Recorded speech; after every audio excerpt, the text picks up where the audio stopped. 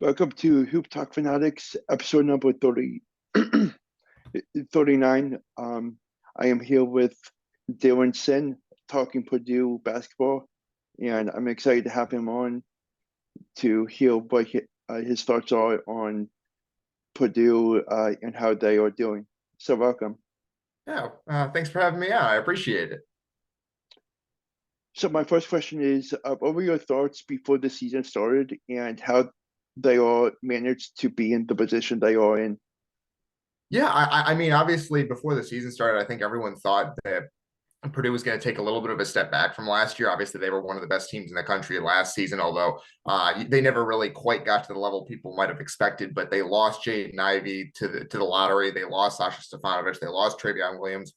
They lost both of their point guards in Eric Hunter Jr. and Isaiah Thompson to the transfer portal. So people thought they were going to take a step back. It was kind of an open question about how they would be able to build around Zach Edey, who people thought was going to be good, but there were also questions about how he would go from being a 20-minute per game guy to being a 30-minute per game guy.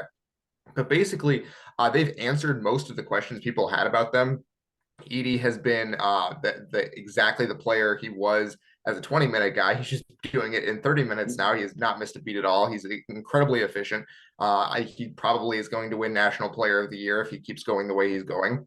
And then the freshman backcourt with Fletcher Loyer and Braden Smith. Those are two true freshmen that are starting at guard for a Big Ten team, and they have not really missed a beat. Matt Painter talked before the season about how much confidence those guys had. He didn't expect them to really struggle with adjusting to the college game, but everyone struggles, so you kind of expected them to do so a little bit, and they haven't. Those guys came in and they were ready to go, and they have locked down those backcourt spots. And Purdue has basically answered just about every question people had about them before the start of the season, and they are pretty clearly one of the best teams in the country. Mm-hmm. So, what did you take away from this past game against Davidson?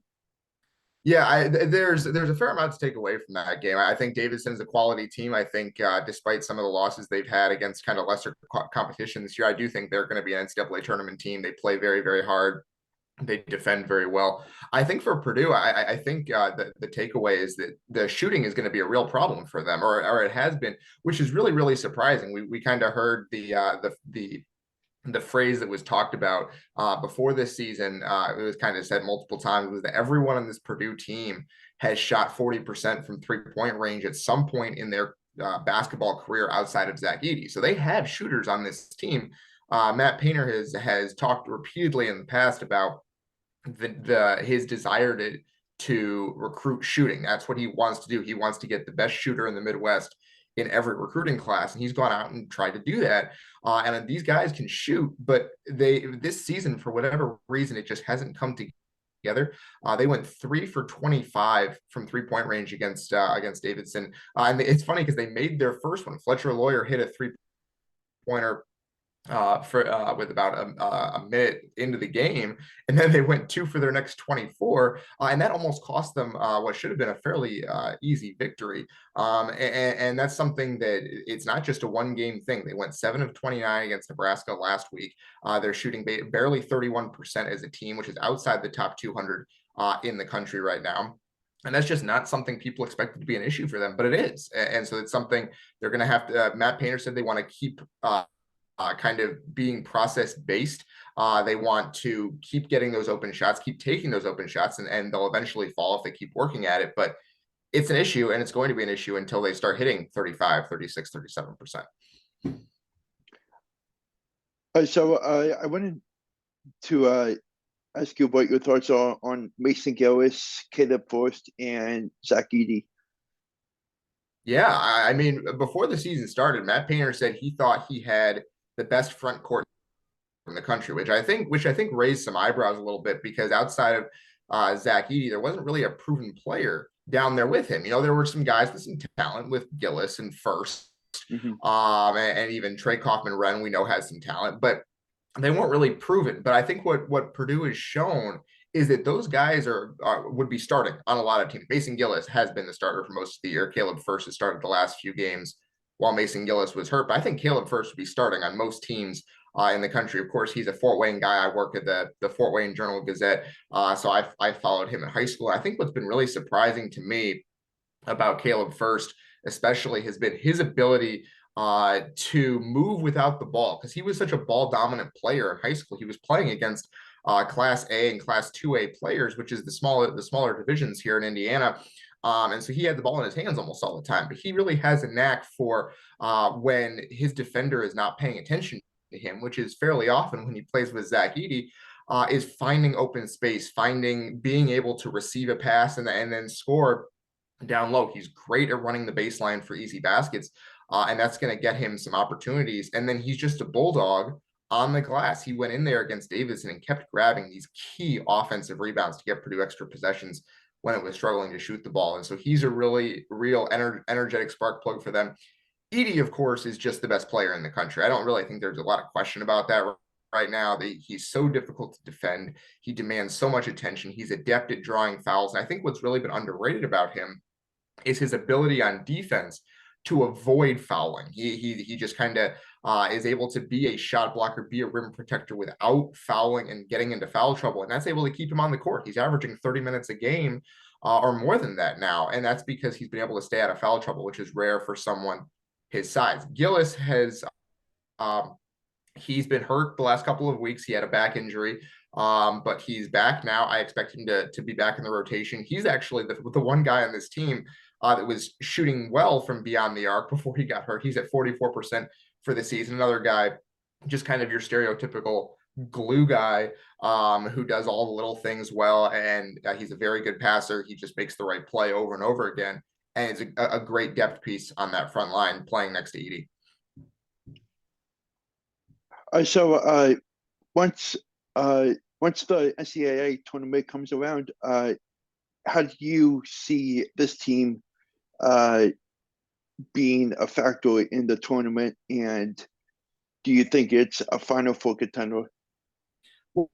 Well, that's always been the question with Purdue, right? Is the last couple of years they've had these teams that seem like they're one of the best teams in the country all season, and they're not hitting on all cylinders when they get to the tournament. Last year, it seemed like they were bound for the Final Four for most of the season, and they just weren't able to kind of put all the pieces together. They had the talent, but they weren't able to quite get there. Obviously, that loss to St. Peter's was very disappointing for them, for the program, for the fan base, which was expecting a Final Four last year, I feel like. And so this year, I do feel like this year they are better set up to play well in the tournament this year. I do think they're much better defensively this year, which I think is going to make them much more consistent and much more of a threat in the tournament. Last year, they were more of an offensive-based team. When they were shooting well, they could beat anybody in the country and, quite frankly, blow anybody out in the country. But when they weren't shooting well, they weren't quite the same team. They had some problems with turnovers. This year, they're defending much better. They're bulldogs on defense. They really, really expend a lot of energy on that end of the court. They are much better at taking care of the ball, which is kind of interesting considering that the freshman guards in the backcourt there who have done a very good job of taking care of the ball. And I think the biggest question for them is, can they hit shots? If they are shooting 35, 36% from the three-point range, it's going to be tough to beat them in a tournament setting because they play so hard. Now, there are going to be some games where they're going to have to slog through, and this team is built for slogs in a way that last year was not. I do think that they are a Final Four threat. I think they have that kind of talent. I think Edey creates so many matchup problems that they're going to get open looks against anyone. And I think that the only teams that they're really going to struggle with are teams that have a ton of length and size inside that can really bother Edey one-on-one. And I think teams like Arizona are going to give them some trouble. But I think that Purdue just plays so hard defensively and really everywhere on the court that they're going to have a chance against anyone. So what are your thoughts on having to play Rutgers, Ohio State, Penn State to open up the new year? Yeah, I mean, it's the start of the Big Ten season. Obviously, Purdue is already 2-0 in Big Ten play. They're one of only the two Big Ten teams that has won both of the early games. So it kind of tells you what the league is going to be like this year in terms of the parity there. But I do think those are some teams right off the bat that are going to try to drag Purdue down to their level and make them play a slog like we were just talking about that they might see in the NCAA tournament. Is the Rutgers especially has some length inside with Cliff Amorie that could bother Edey one-on-one in a way that not a lot of other teams do. So I'm really interested to see how that matchup plays out. We saw them completely shut down Indiana a couple weeks ago, and I'm curious to see because Rutgers is very, very good at coming up with defensive game plans for just about everyone. They will, I'm sure, have some unique ways to defend Edey, and then they can unleash Caleb McConnell on those freshman guards in the Purdue backcourt.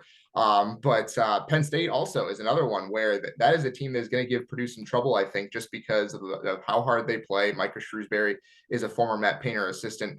It knows kind of how Purdue likes to play, what they like to do. I think it's going to be a nice little stretch for Purdue here to start the season. If they can get through those 3 games and get to 5-0 in the Big Ten, it's going to be tough to catch them in the Big Ten race, I think. But I wouldn't be surprised if they got tripped up at least once there. So, what are your thoughts on the Big Ten as a whole? Yeah, I mean, I think going into the season, a lot of people thought the Big Ten was going to kind of be down this year, and I think what we've seen early in the season is that's not really the case. Purdue is one of the best teams in the country. I think Wisconsin has proven it is one of the best teams in the country, which is kind of crazy considering they were picked to finish, I think, about 10th in the league. Their freshman guard Connor Esigian is up here from this area as well, from Central Noble in Indiana. He's been very good.